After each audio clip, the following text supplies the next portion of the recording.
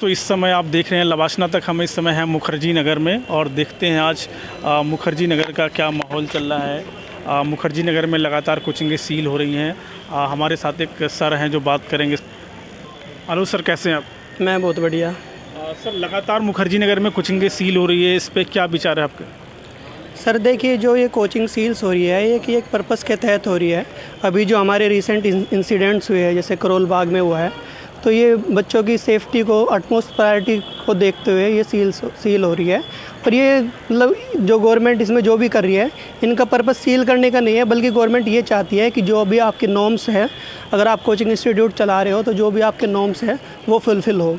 तो यहाँ पे सबसे ज़्यादा जो इम्पोर्टेंट है, यहाँ पे एक ही छोटी छोटी जगह में कोचिंग इंस्टीट्यूट्स खुले हुए हैं, जहाँ पे आप देखोगे तो बहुत ज़्यादा कंजेशन है, ओवर कंजेशन है। जहाँ पे 50 लोग बैठ सकते हैं, वहाँ पे 200 लोगों को बिठाया जा रहा है और उसकी वजह से जो नॉर्म्स है वो फुलफ़िल नहीं हो रहे। जैसे किसी को फायर सेफ्टी का जो लाइसेंस नहीं मिला है, फायर सेफ्टी नॉर्म्स फुलफ़िल नहीं हो रहे हैं। तो बेसिकली गवर्नमेंट जो ये चाह रही है कि नॉर्म्स फुलफ़िल हो, और अगर नॉर्म्स फुलफ़िल होते हैं तो फिर कोचिंग बंद नहीं होगी। लेकिन अगर जहाँ पे नॉर्म्स फुलफ़िल होते हैं, अगर वो बंद हो रही है, जहाँ पे शिफ्ट कर रहे हैं वहाँ पे नॉर्म्स फुलफ़िल हो। लगातार ये काफ़ी सालों से कोचिंगें चल रही हैं, इसके पहले ऐसा नहीं होता था। अभी लगातार काफ़ी स्टूडेंट को भी दिक्कत हो रही है। क्या आपको इसका ऐसा भी लग रहा है कि दिक्कत स्टूडेंट को भी झेलना पड़ रहा है ऐसे में? जी देखिए, जब कोई भी हम सोसाइटी में जब कोई भी चेंजेस आते हैं, सारी सब चीज़ें पहले ऐसे उनको सही से रेगुलेट नहीं किया जाता था। लेकिन जब चीज़ें चेंजेस आती है तो परेशानी तो होती है, लेकिन हम लॉन्ग टर्म में अगर देखेंगे तो लॉन्ग टर्म में स्टूडेंट्स को बेनिफिट्स होगा इससे। अभी तो फ़िलहाल ये है कि शॉर्ट टर्म में देखेंगे तो स्टूडेंट्स को परेशानी हो रही है, शिफ्टिंग की दिक्कत हो रही है, लेकिन अल्टीमेटली ये फ़ायदे के लिए हो रही है। और जहाँ पे भी ये चीज़ें फिर दोबारा से रीओपन होगी, वहाँ पे जब सारे नॉर्म्स फुलफ़िल होंगे तो अच्छे से वो स्टूडेंट्स के लिए लॉन्ग टर्म में बेनिफिट होगा। वो बहुत सारी यूपीएससी की कोचिंगें वगैरह यहाँ से मूव कर रही हैं, मतलब अलग मूवमेंट करें नोएडा वगैरह में, उस पर क्या कहना है आप? मूव कर रही है वो अच्छी बात है। वो जहाँ भी मूव करेगी वहाँ पे वो सारे नॉर्म्स फॉलो करने पड़ेंगे। और जो ये इन्होंने यहाँ पे जो छोटी छोटी जगह पे जो कोचिंग इंस्टीट्यूट्स चला रखे थे, एक तरह से कमर्शियलाइजेशन ऑफ एजुकेशन हो गया था। और यहाँ पे सिर्फ पैसा बनाने का जो बिज़नेस हो गया था, उसके कहीं ना कहीं एक तरह से उस पर ये उसको रोकने की कोशिश हो रही है यहाँ पे। जो बच्चे मुखर्जी नगर अभी आना चाहते हैं और लगातार उनके लिए क्या सलाह है आपकी? देखिए, मुखर्जी नगर में आने से पहले सिर्फ ये नहीं कि आपको अगर यहाँ पे कोचिंग इंस्टीट्यूट्स चलते रहेंगे, लेकिन आप कोचिंग इंस्टीट्यूट्स ज्वाइन करने से पहले आप ये देखिए कि वहाँ पे कोई ऐसी वो प्रॉपर प्रोटोकॉल्स के तहत, नॉर्म्स के तहत कोचिंग चला रहे हैं या नहीं चला रहे हैं।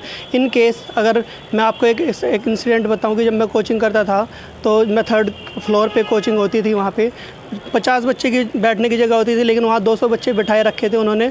एकदम से वहाँ आग लग गई तो एकदम से भगदड़ मच गई वहाँ। तो फिर वहाँ पे ऐसा लगता है कि आप सब चीज़ें छोड़ के आते हो कोचिंग करने, आप अपनी जान और अपने यहाँ को अपनी लाइफ को एक तरह से डेंजर पे डाल रहे हो, तो वो भी ठीक नहीं है। कोचिंग इंस्टीट्यूट ज्वाइन करने से पहले आप ये देखो कि वहाँ पे सारी चीज़ें ठीक है नहीं है, फायर एक्सटिंग्विशर्स लगे हैं या नहीं है, सेफ्टी नॉर्म्स फॉलो हो रहे हैं नहीं हो रहे हैं।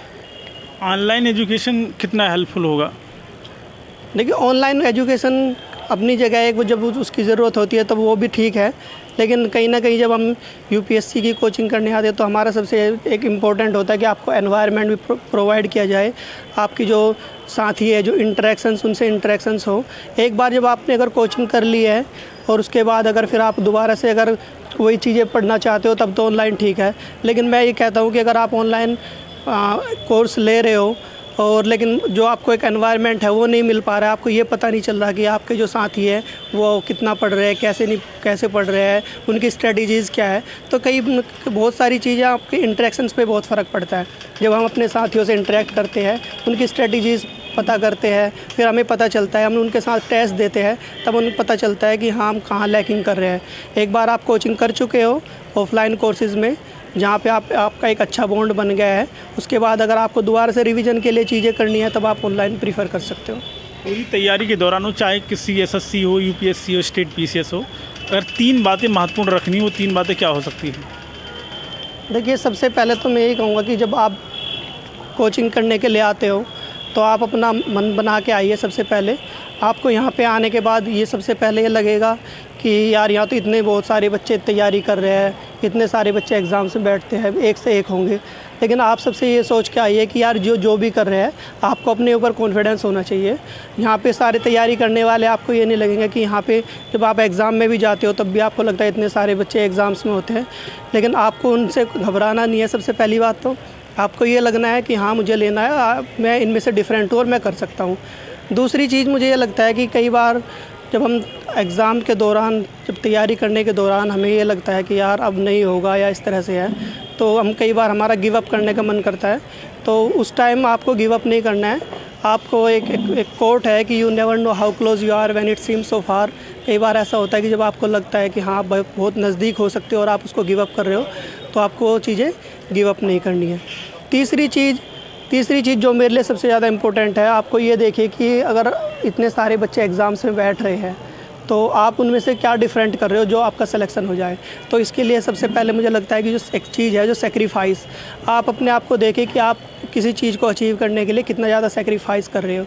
एक बंदा 10 घंटे सो के जा रहा है एग्ज़ाम देने, आपने सारी पढ़ाई करी है वो 6 घंटे सो के करी है, तो आपने कहीं ना कहीं अपनी नींद सेक्रीफाइस करी है। जब आप चीज़ें सेक्रीफाइस करने लगते हो तो आपको ऑटोमेटिकली कॉन्फिडेंस आता है और वही कॉन्फिडेंस आपका रिजल्ट में कन्वर्ट होता है। आपका बहुत बहुत धन्यवाद। Thank you so much.